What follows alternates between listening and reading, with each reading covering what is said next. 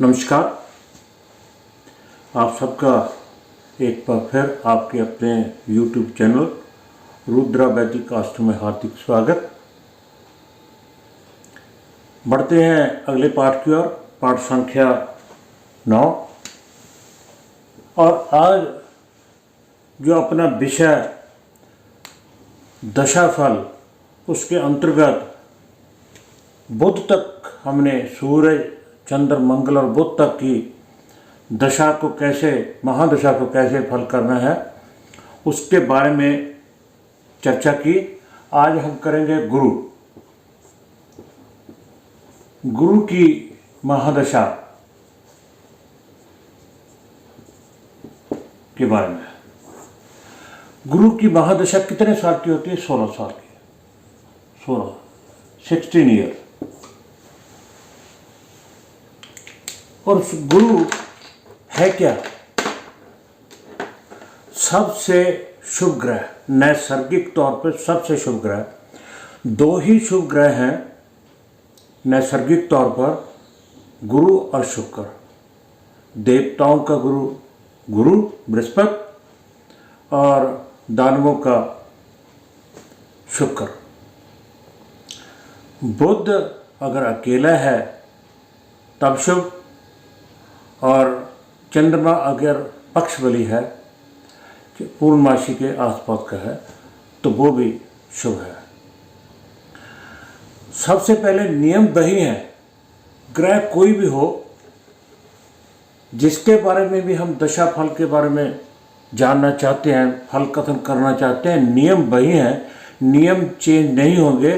क्योंकि मैंने जब ये पहला पाठक्रम था तो उसी में ही श्लोक जो दिए थे, और दूसरे पाठ में मैं उन श्लोकों की एक एक लाइन को लिया था। पहले श्लोक की लास्ट लाइन को, दूसरे श्लोक की पहली लाइन को, कि ग्रह फल कैसे करते हैं अपने स्वभाव के अनुसार और स्थान स्थिति विशेषण और स्थान स्थिति के अनुसार। और दूसरे श्लोक की पहली लाइन में कहा गया था कि अपने वीर्य अनुसार, अपने बल के अनुसार ग्रह फल करते हैं। तो फल कथन करने से पहले हमें एक बार नज़र इस बात पर डालनी चाहिए कि ग्रह शुभ है, अशुभ है, और इसके नैसर्गिक गुण कौन से हैं। स्थान के अनुसार तो फल करेगा, जो स्वभाव के अनुसार फल करेगा वो अपने स्वतंत्र या अपने कहें नैसर्गिक गुणों के आधार पर बात करेगा, जो उसके कार्यकर्ता में आते हैं। जो स्थान के आधार पर फल करेगा वो किस स्थान का स्वामी है और किस स्थान पर बैठा है, उसकी स्थिति क्या है, उन भावों से प्राप्त होने वाले जो कार्यकत्व हैं वो भी हमें याद होने चाहिए। भी चौथे से हमें क्या प्राप्त होता है, पंचम से क्या होता है, तीसरे से क्या प्राप्त करते हैं, छठे आठवें से हमें क्या क्या मिलता है। इन बातों को हमारे माइंड में होना चाहिए, तभी फल कथन हो सकता है।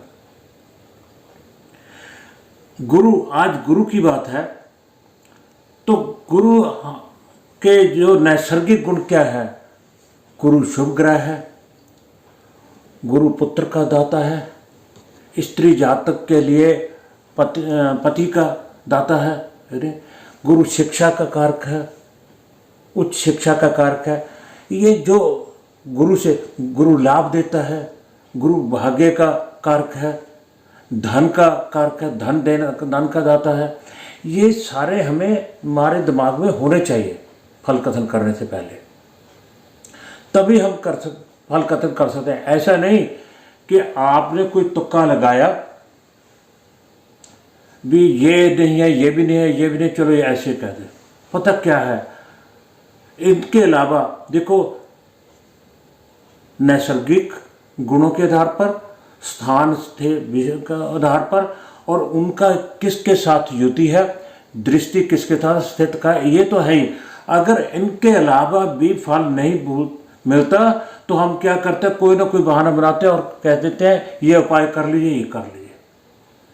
हम लोग उपायों के पीछे पड़ गए, भूल क्या गए हैं काल पुरुष की कुंडली। काल पुरुष की कुंडली को भी याद रखना है। काल पुरुष की कुंडली के अलावा हमें उन वर्ग चार्टों को भी, हर एक पत्रिका का जब फल कथन करना है तो हमें D9 चार्ट तो देखना ही देखना है हर एक के लिए। उस जो फल हमें D1 में प्राप्त होते हैं क्या वो D9 में प्राप्त होते हैं नहीं। उसके साथ साथ हमें यह भी देखना चाहिए हमारा प्रश्न किस भाव से है, उसके साथ संबंधित चार्ट कौन सा है। अगर पंचम का है, पुत्र के संबंधी बात की है तो D7 देखेंगे, कार्य के संबंधी तो D10 देखेंगे, धन के संबंधी D होरा चार्ट देखेंगे। उसको भी नहीं भूलना। शादी का प्रश्न आया तो D9 तो देख रहे हैं, उसका लगन भी अच्छी तरह से चेक करेंगे। तो जो ग्रह हैं कैसे फल देते हैं, अगर वो शुभ है तो उसकी स्थिति तत्कालिक तौर पर वो शुभ है अशुभ है ये भी देखेंगे। तो वो कैसे फल करता है इस बात का भी ध्यान रखेंगे कि अगर वो उच्च है, उच्च का है तो उससे कम फल कब देगा जब मूल त्रिकोण में होगा, मूल त्रिकोण में होगा। उससे कम फल देगा स्वय राशि में होगा, स्वय राशि में होगा। उससे कम कब देगा जब वो सम राशि में होगा। इन बातों का भी ध्यान रखना है। और उसके अलावा ये भी ध्यान रखा कि उसकी स्थिति कहाँ है। पहले तो ये देखेंगे, फिर मैं कुछ एक बातें गुरु के बारे में हम चर्चा करेंगे, मगर हमें जो बातें करेंगे ये नियम हर एक ग्रह के ऊपर लागू होते हैं, हर एक के ऊपर लागू होते हैं। तो हमें इन बातों का तो ध्यान रखना चाहिए। क्या उसकी स्थिति केंद्र त्रिकोण में है, केंद्र त्रिकोण में है या 6, 8, 12 है, या 6, 8, 12 में है। केंद्र त्रिकोण में है तो शुभ है, अच्छा फल देगा। 6, 8, 12 में है तो आपको मालूम है कैसा फल देगा, कैसी स्थिति है। और उसके ऊपर दूसरे अशुभ ग्रहों का कितना प्रभाव है। अशुभ ग्रहों के साथ है, अशुभ कर्तरी में है, अशुभ दृष्ट है, अस्त है, नीच है। इन सभी बातों का जब तक आप ध्यान नहीं करोगे, आपको नैसर्गिक गुण नहीं पता, भावों से क्या प्राप्त होता है ये नहीं पता, तो फल कथन करने में दिक्कत आएगी ही आएगी। ये बातें सभी ग्रहों के लिए हैं। और वर्ग चार्ट भी देख रहे हैं, वर्ग चार्ट, वर्ग चार्ट जो है ना, इनमें भी जाना है। D9 तो देखना ही देखना है ना, इसको तो भूले मत ना। अगर आपको नहीं फल मिलता, अब D9 में जो वर्ग चार्टों में भी देखिए, ये ना हो भी हमें फल मिल नहीं रहा, जो वो जातक चाहता हमें मिल नहीं रहा, तो हम सीधे उसका उपाय ऐसे कर लो, ये बात है। तो काल पुरुष की कुंडली भी देखिए। तो अब काल पुरुष की कुंडली में यहीं से शुरू करते हैं कि काल पुरुष की कुंडली में गुरु किस स्थान का स्वामी है, भाग्य स्थान का और मोक्ष का। तो वो पहले भाग्य स्थान और मोक्ष स्थान 12वें का फल करेगा ही करेगा। 9वें स्थान से अभी क्या बोलते हैं, धार्मिक यात्रा, धार्मिक प्रवृत्ति, पिता, सभी भाग्य कब जागृत होगा। यहां से जो भी फल प्राप्त होता है भाग्य वो तो देगा ही देगा नहीं। और यहां से जितने भी फल प्राप्त होने वाले हैं उनकी भी चर्चा करेंगे करेगा। फिर हम देखेंगे भी गुरु स्थित कहाँ है, उसके अपने गुण क्या है, वो कारक है, वो दूसरे का, पंचम का, 9वें का और 11वें का।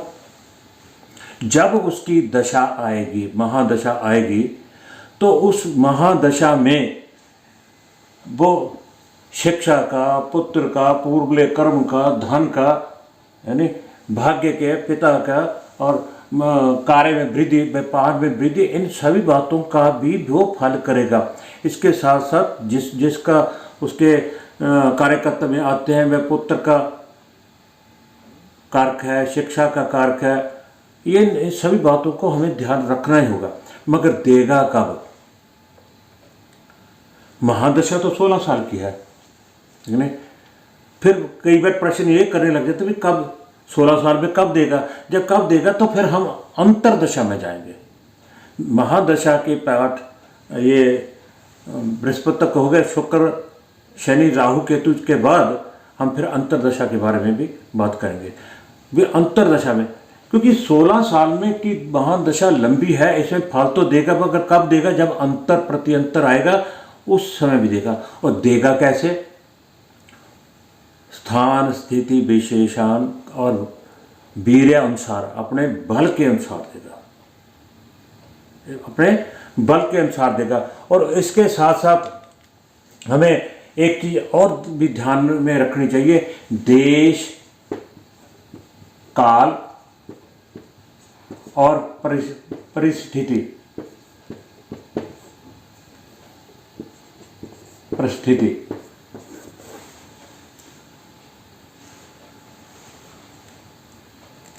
अब किसी 10 साल के बच्चे की पत्रिका देख रहे हैं, आपको ध्यान में रखना चाहिए गुरु की, या मान लो शुक्र की, गुरु की, किसी की चल रही है महादशा, दशा चल रही है, तो आप ये थोड़ा करके उसके संतान हो जाएगी, उसकी शादी हो जाएगी। चाहे पहले ज़माने में गोद में होता, गोद में उठाकर बाल विवाह करते, अब तो नहीं ना है।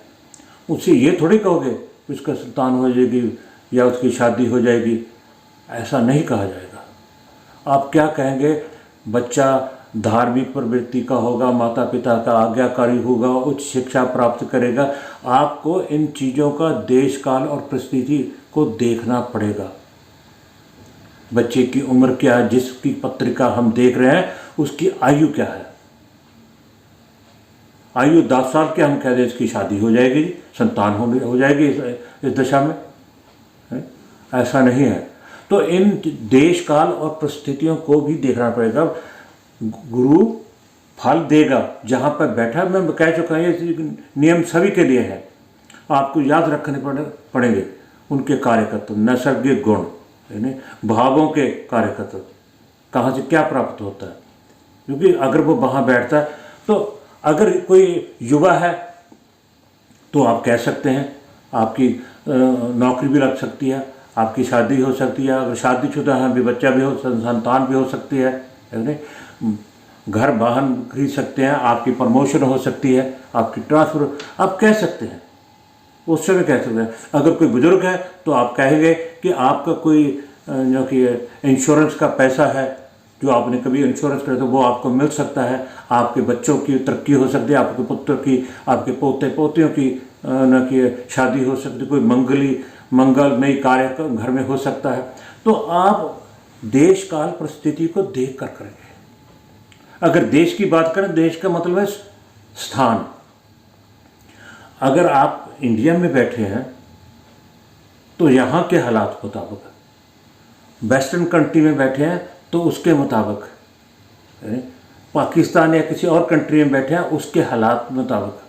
क्योंकि एक छोटी एग्जाम्पल ले ले, तलाक की हुई, शादी की। यहाँ अगर किसी से डाइवोर्स होना है तो लंबी प्रक्रिया है, बच्चे को आपस में नहीं बनती, तलाक लेना चाहते तो माता पिता के सर पर पानी गिर जाता भी, ये क्या हुआ।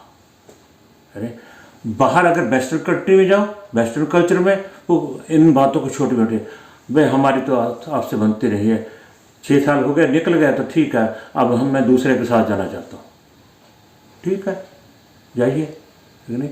तो देश काल परिस्थिति, और यहाँ डिवोर्स की, सेपरेशन की बात होगी तो कम से कम 2 सेपरेटिव ग्रहों का इफेक्ट होना जरूरी है। मगर अगर वेस्टर्न कंट्री में एक ग्रह भी वहाँ इफेक्टिव है तब भी डिवोर्स हो जाएगा।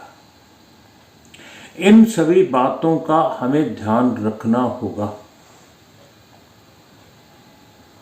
नहीं तो बहुत मुश्किल है कि कहीं कुछ हो जाए, कुछ तुक्का नहीं लगाना। गुरु सप्तम में है पंचम में है तो मैं अकेले अकेले की बात करूं, वीडियो लंबी हो जाएगी, तो मैं तो ये बताता हूं, अगर तीसरे में है तो पराक्रम, भाइयों के साथ प्यार, दूसरे में स्थित है तो धन की प्राप्ति, धन में वृद्धि, वहाँ का कारक है। छठे में है तो रोग ऋण भी होगा, ऐसा नहीं है अगर छठे का स्वामी है। अब जैसे ये नवे का स्वामी है तो 12वें से क्या प्राप्त होता है, हमें मोक्ष प्राप्त होता है, शैया सुख भी प्राप्त होता है। अगर जो वहाँ से प्राप्त है उसके बाद में बात करेंगे। अगर ग्रह शुभ है, कंडीशन ये भी अगर शुभ है, तत्कालिक तौर पे, नैसर्गिक तौर पे है ही है, अगर तत्कालिक तौर पे भी उसकी स्थिति अगर 6, 8, 12 में गया है तो क्या करेंगे, बच्चे की कुंडली है नहीं, और पीड़ित है, जहाँ उसने माता पिता का सत्कार करने को कहना ही नहीं मानेगा, पढ़ना तो पढ़ेगा ही नहीं, तो थोड़ी बेसिक शिक्षा ली, उसके बाद कहेगा मैं नहीं पढ़ना, मैं तो काम करूँगा। ये स्थितियाँ बताएंगी कितना ग्रह कितना पीड़ित है, गुरु कितना पीड़ित है, उसके आधार पर ही सभी बातें जो है होगी। तो देश काल परिस्थिति और शुभ अशुभ स्थिति और पीड़ित कितना है ना, शुभ कितना है, अशुभ कितना है, कहाँ परिस्थिति है, उसके आधार पर ही फल कथन करना चाहिए। जैसे गुरु के बारे में मैंने बताया कि सप्तम में है तो क्या होगा, अगर चौथे में बैठा है, चौथे का स्वामी है, दशा आ गई, दशा के अंत, दशा आने पर फल शुरू होगा। जब भाव ग्रह एक्टिव होगा, जिस भाव का स्वामी है, जिस भाव में बैठा है, उस भाव के फल आने, ये नहीं भी आज यथा शुरू है आज ही आपको मिल जाएगा। तब से 16 साल की है, 16 साल में यही तो बात कर रहे थे कि फल कब मिलेगा, फिर उसके अंतर फल दशा देखनी होगी, प्रत्यंतर दशा देखनी होगी, उसका भी हम जिक्र करेंगे। सो इस पार्ट में इतना ही। कृपया रूल एंड रेगुलेशन को जरूर फॉलो कीजिए। जैसे पिछले पार्ट में मैंने 2 ग्रुप बनाए थे, ए और बी, बुध में, कि अगर केंद्र का स्वामी सूर्य है तो बाकी के मंगल, गुरु, केतु, चंद्रमा उसके मित्र होंगे, उसके मित्र के त्रिकोण के बाकी 2 त्रिकोणों के स्वामी वो होंगे। जैसे यहाँ मंगल है तो सूर्य और इधर क्या आ गया, गुरु आ गया, ये हमेशा मित्र होंगे। वो शुभ है तो वो भी उसका साथ देंगे, अगर उसकी दशा महादशा के अंतर्गत अंतर्दशा में आते हैं तो वो भी शुभ ही करेंगे, मित्र का नुकसान नहीं करेंगे, है ना। बाकी वो अपनी दशा में, अपनी महादशा में क्या करते हैं, वो कितने पीड़ित है, क्या है, वो अलग सी बात है। सो इस पार्ट में इतने। कृपया मेरे वीडियो को लाइक, शेयर और सब्सक्राइब जरूर कीजिएगा, चैनल को सब्सक्राइब कीजिएगा। आप सबका बहुत बहुत धन्यवाद।